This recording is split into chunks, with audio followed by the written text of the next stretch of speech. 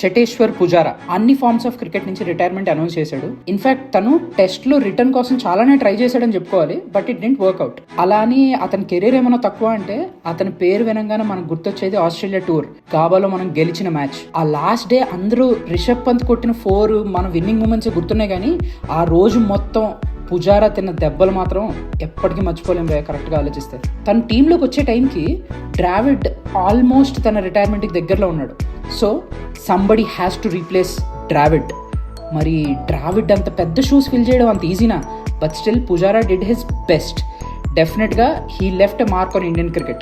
ఎక్కడో ఎక్స్పర్ట్స్ మాట్లాడుతుంటే విన్నాను భయ్య, సచిన్ టెండూల్కర్ బెస్ట్ ఎప్పుడు వచ్చిందిరా అంటే డ్రావిడ్ తన అట్మోస్ట్ ఫామ్లో ఉన్నప్పుడు. అంటే number 3 batsmen is a very crucial part. మరి డ్రావిడ్ వెళ్ళిపోయాక పుజారా ఏం చేశాడంటే కోహ్లీ కెరియర్ హెల్ప్ చేశాడని చెప్పుకోవాలి. ఇనిషియల్ స్పెల్లో బాల్ మూవ్ అవుతున్నప్పుడు లేదా బౌన్స్ అవుతున్నప్పుడు ఆ కండిషన్స్ అన్నింటినీ అబ్జర్వ్ చేసుకుని డిఫెన్స్ ఆడి బౌలర్స్ అందరూ టైర్డ్ అయ్యేలా చేసేవాడు. దానివల్ల నెక్స్ట్ వచ్చే బ్యాట్స్మెన్ కి బ్యాటింగ్ కొంచెం ఈజీగా ఉండేది. Not taking anything away from number 4 and number 5 batsmen, కానీ నెంబర్ 3 అనేది very crucial position, especially in test cricket. మనకు రావాల్సిన గుర్తింపు వచ్చిందా అంటే రాలేదని అనుకోవాలి, but still Pujara does stand out in the best books of Indian cricket, especially in test cricket. Thank you Pujara for those gritty and tiresome innings against the Australian seamers. Pujara అనే పేరు వినగానే మీకే మెమరీ గుర్తొస్తుంది?